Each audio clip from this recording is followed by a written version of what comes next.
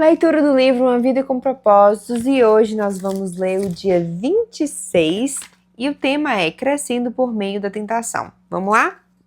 Feliz é o homem que não cede e continua fiel quando é provado, porque depois receberá como recompensa a coroa da vida que Deus prometeu àqueles que o amam.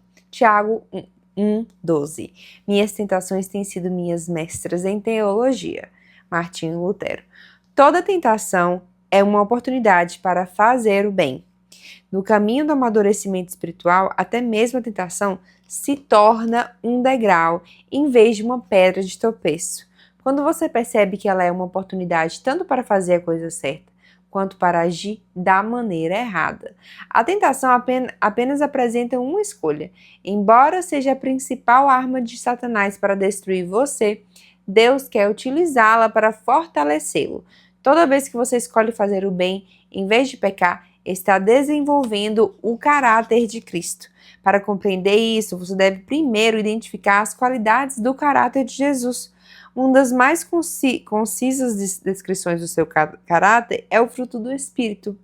Quando o Espírito Santo controla a nossa vida, ele produz os seguintes frutos em nós: o amor, a alegria, a paz, a paciência, a bondade, benignidade, fidelidade, mansidão e domínio próprio. Essas 9 qualidades são uma expansão do grande mandamento e constituem uma bela descrição de Jesus Cristo.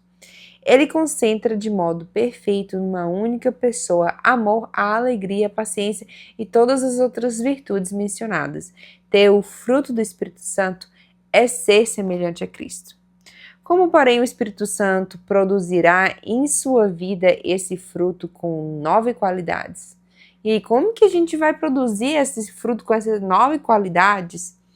Ele as cria de modo instantâneo? Será que um dia, ao se levantar pela manhã, você de repente vai lá abastecido de forma plena com essas características? Não, o fruto sempre se desenvolve e amadurece lentamente. Essa afirmação é uma das mais importantes verdades espirituais que você poderá aprender. Deus desenvolve o fruto do Espírito em sua vida, permitindo que você vivencie situações nas quais será tentado a exteriorizar uma qualidade exatamente oposta. O desenvolvimento do caráter sempre envolve uma escolha e a tentação propicia essa oportunidade. Por exemplo, Deus nos ensina a amar, pondo as pessoas desagradáveis ao nosso redor. Amar as pessoas agradáveis, ainda que por cima são amáveis conosco, não exige nenhum caráter. O Senhor nos ensina a verdadeira alegria no meio da aflição, quando nos voltamos para Ele. A felicidade depende de circunstâncias externas, mas a alegria fundamenta-se no relacionamento com Deus. Então vamos supor, você fala, Senhor, eu quero paciência. O Senhor, Ele vai te colocar na sua vida situações para que você desenvolva a paciência. Por isso que eu parei de pedir paciência. Brincadeira. Mas tudo que a gente pede, a gente está sendo treinado, a gente está desenvolvendo, vai vir o oposto para que a gente exercite, tá? Deus recorre à situação oposta de cada fruto para nos permitir escolher. Então, como que a tentação se manifesta? É bom saber que Satanás é absolutamente previsível. Ele não muda as estratégias dele. Satanás permanece o mesmo, usa as mesmas estratégias, os velhos truques desde quando o mundo foi criado. A Bíblia ensina que a tentação segue um processo de 4 etapas. Nós vamos ver essas 4 etapas. Quais são essas? É bom a gente conhecer como que funciona, quais são as etapas da tentação para você identificar e você não cair em tentação, né? Primeira etapa, Satanás identifica um desejo dentro de você, pode ser um desejo pecaminoso, como de vingança, controlar os outros, pode ser um desejo normal, até legítimo, pode ser também o desejo de ser amado, ser valorizado, sentir prazer. E a tentação começa quando Satanás sugere com um pensamento, que a gente fala que são as setas, né? Que você ceda a um desejo maléfico ou realize um desejo legítimo da maneira errada ou da hora errada. Deus fala que costumamos pensar que a tentação está ao nosso redor, mas Deus diz que ela começa dentro de nós. A tentação começa dentro de nós, Satanás manda uma setinha e ele sabe do seu desejo e aí ela vai começar a desenvolver dentro de nós. A segunda coisa é a dúvida. Satanás tenta fazê-lo duvidar do que Deus disse sobre o pecado. Será que isso mesmo é um pecado? Tá errado? Nada a ver. Será que realmente Deus proibiu isso? Será que é possível não é possível que Deus tenha proibido isso? Né? Gera uma dúvida. O terceiro passo, a terceira etapa é o engano. Satanás é incapaz de falar a verdade, ele é chamado de pai da mentira. Tudo que ele lhe disser será falso ou nada além de meia verdade. Ele oferece a mentira em substituição ao que Deus já diz em sua palavra. Satanás diz: você não vai morrer, você será mais sábio que Deus, você não pode ser punido por isso, ninguém vai saber, tá tudo bem, isso vai resolver seus problemas. Além do mais, todo mundo está fazendo isso, por que eu não vou fazer, né? É um pecadinho insignificante, um pecadinho com uma gravidez recente vai acabar aparecendo. Difícil, hein? E a quarta etapa é a desobediência, quando a gente consome, né, o pecado, a gente cai na tentação.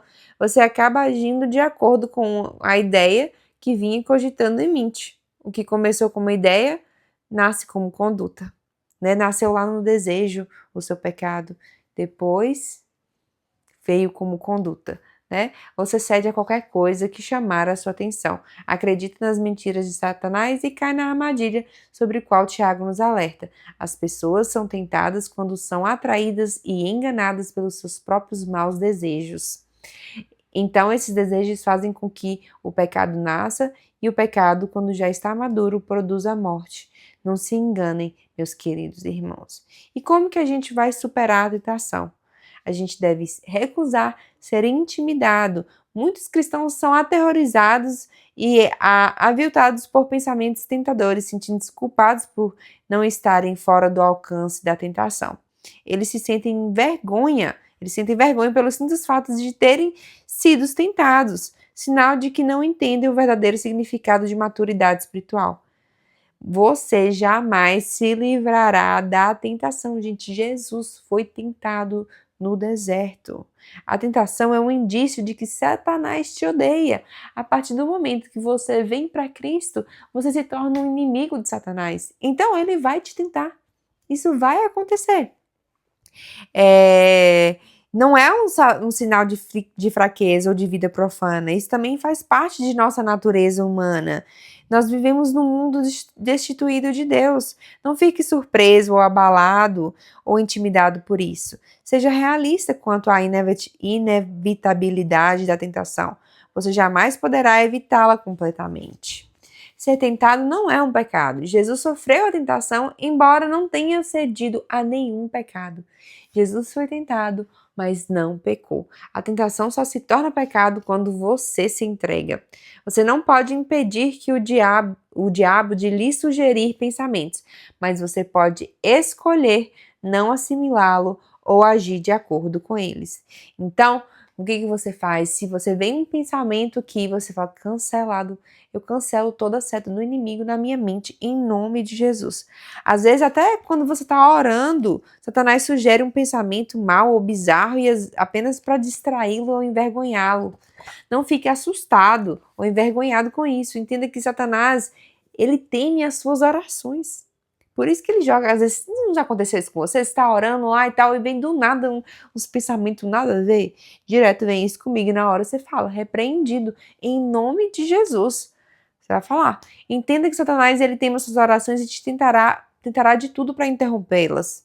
Em vez de você ficar condenando com indignações, meu Deus, como que eu pude pensar umas coisas dessa?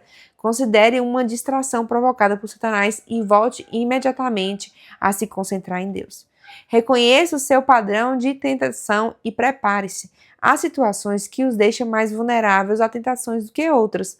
Algumas circunstâncias farão você tropeçar quase que imediatamente, enquanto as outras não incomodarão muito. Então você tem que identificar essas situações. São situações preparadas para atacar os seus pontos fracos, e você precisa também identificá-los, pois Satanás certamente os conhece. Ele sabe exatamente o que pode fazer você cair e trabalha incessantemente para cercá-lo com essas circunstâncias.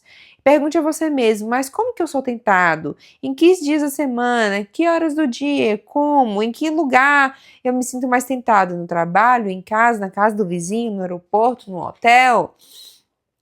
Quem está comigo nesses momentos? Colegas de trabalho, amigos? Como normalmente estou me sentindo quando eu sou mais tentados? Você deve identificar o seu padrão de tentação e então se preparar a fim de evitar situações tanto quanto possível. Peça ajuda a Deus.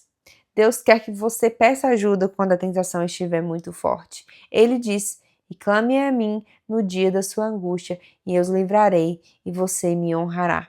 As tentações mantêm-nos dependentes de Deus. Assim como as raízes crescem mais fortes quando o vento sopra contra a árvore, você se torna mais semelhante a Jesus toda vez que enfrenta uma tentação. Então, o tema para reflexão é: toda tentação é uma oportunidade para fazer o bem. Versículo: Deus abençoa as pessoas que pacientemente suportam a provação. No final, receberão a coroa da vida que Deus prometeu a todos que o amam. E a pergunta para meditar é: que atributo do caráter cristão posso desenvolver para derrotar minha maior tentação? Finalizamos o dia 26 e eu te vejo no próximo. Tchau, tchau.